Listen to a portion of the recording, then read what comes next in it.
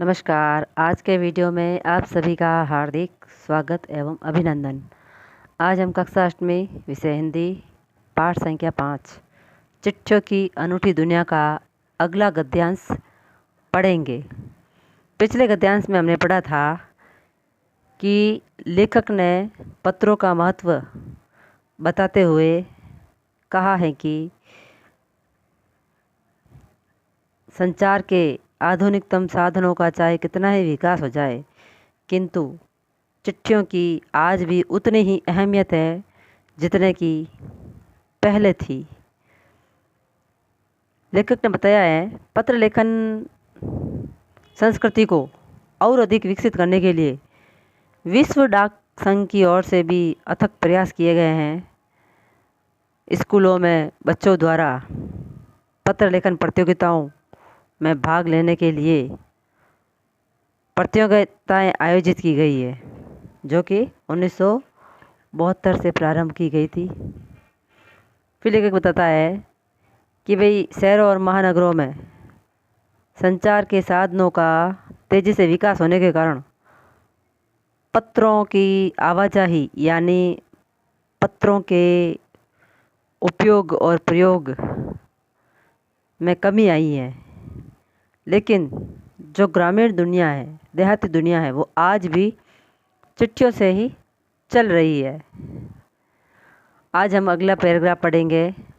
लेखक क्या कहता है, जहाँ तक पत्रों का सवाल है, अगर आप बारीकी से उसकी तह में जाए तो आपको ऐसा कोई नहीं मिलेगा जिसने कभी किसी को पत्र न लिखा या न लिखाया हो, या पत्रों का बेसब्री से जिसने इंतज़ार न किया हो।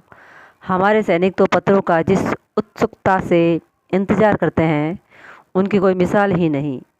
एक दौर था जब लोग पत्रों का महीनों इंतज़ार करते थे, पर अब बात नहीं। परिवहन साधनों के विकास ने दूरी बहुत घटा दी है। पहले लोगों के लिए संचार का साधन एकमात्र चिट्ठी ही थी, पर आज और भी साधन विकसित हो चुके हैं। लेखक कहते हैं कि भाई अगर हम बारीकी से पत्रों की अहमियत पर नज़र डालें तो हमें लगेगा कि संसार में ऐसा कोई व्यक्ति नहीं है जिसने न आज तक कभी पत्र लिखा हो और न ही लिखवाया हो।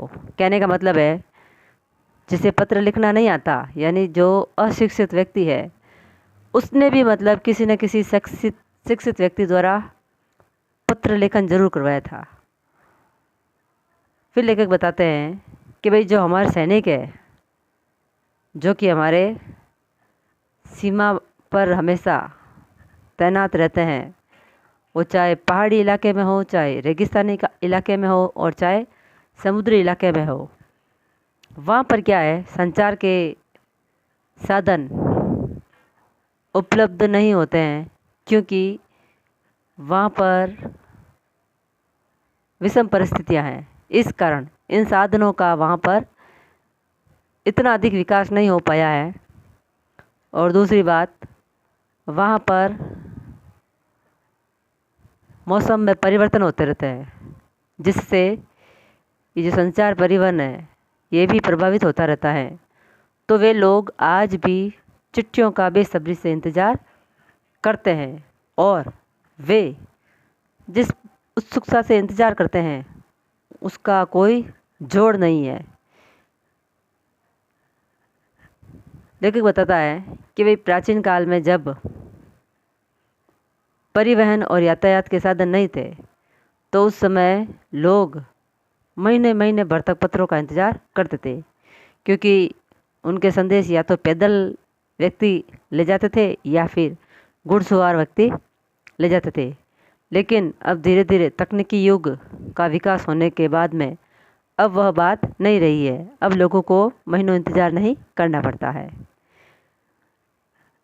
दूसरी बात, परिवहन के साधन यानी एक स्थान से दूसरे स्थान पर पहुंचने के जो साधन हैं, उनके विकास के कारण लोगों की जो आपस की दूरी है वो भी घट गई है। पहले लोगों के संदेश भेजने का एकमात्र साधन चिट्ठी ही थी, परंतु आज कहीं भी जाओ बहुत से साधन उपलब्ध हो गए हैं। हम कंप्यूटर के द्वारा, टेलीफोन के द्वारा, मोबाइल के द्वारा, अनेकों साधनों के द्वारा अपने संदेश भेज सकते हैं। तो आगे लेखक ये भी बता रहा है कि भाई आज भी देश में ऐसे लोगों की कमी नहीं है जो अपने पूर्वजों की चिट्ठियों को संभाल कर धरोहर के रूप में रखे हुए हैं। चाहे बड़े बड़े लेखक हो, पत्रकार हो, उद्यमी हो, कवि, प्रशासक, सन्यासी या किसान, इनकी पत्र रचनाएं अपने आप में अनुसंधान यानी खोज का विषय है। इस प्रकार लेखक आगे क्या कहता है? लेखक कहते हैं कि अगर उस समय में भी जो संचार के आधुनिक साधन मौजूद होते तो पंडित जवाहरलाल नेहरू अपनी पुत्री इंदिरा गांधी को फ़ोन करते, वे पत्र नहीं लिखते और संपूर्ण देश की और उस समय के वातावरण की जानकारी देते। लेकिन हमें पुराने इतिहास और आज़ादी के आंदोलन और पुरानी लड़ाई के बारे में जानकारी नहीं होती। अब लेखक कहते हैं कि पत्रों को तो हम सहेज कर रख सकते हैं, परंतु एसएमएस संदेशों को हम जल्दी ही भूल जाते हैं, क्योंकि उन्हें हम लंबे समय तक सुरक्षित नहीं रख सकते। एसएमएस संदेश मोबाइल में एक निश्चित सीमा तक ही सुरक्षित रखे जा सकते हैं, उसके पश्चात उन्हें मिटाना पड़ता है। इसलिए लेखक कहता है कि भाई आप एसएमएस संदेशों को कितनी देर तक, कितने दिनों तक सहेज कर रख सकते हैं। अब लेखक बता रहे हैं कि भाई तमाम महान हस्तियों की जो सबसे बड़ी यादगार या धरोहर उनके द्वारा लिखे गए पत्र ही हैं। कहने का मतलब है जो भारत के महापुरुष है, महान हस्तियाँ हैं, उनके द्वारा पत्र लिखे गए थे, वे आज हमारे लिए एक यादगार है और उन्हें अपनी धरोहर भी कह सकते हैं हम। इसके लिए लेखक एक उदाहरण दे रहे हैं महात्मा गांधी का। भारत में इस श्रेणी में राष्ट्रपिता महात्मा गांधी को सबसे आगे रखा जा सकता है। दुनिया के तमाम संग्रहालय जानी मानी हस्तियों के पत्रों का अनूठा संकलन भी है। कहने का मतलब है दुनिया में आज जितने भी पुस्तकालय हैं, संग्रहालय हैं, यदि हम वहाँ जाकर के हमारे महापुरुषों और क्रांतिकारियों के आपसी गुप्त योजनाओं के बारे में जानकारी, उस समय जिस समय हमारा देश अंग्रेज़ों का गुलाम था, उनके बारे में जानकारी प्राप्त करना चाहे तो हम पुस्तकालयों में जाकर के आज भी उन चीज़ों को पढ़ सकते हैं और उस समय के बारे में जानकारी प्राप्त कर सकते हैं। तो महात्मा गांधी जिस समय देश के राष्ट्रपिता थे, लोग क्या हैं, उन्हें सीधा पत्र लिखते थे और गांधी जी भी उन्हें अपने हाथों से पत्र का जवाब लिखकर देते थे।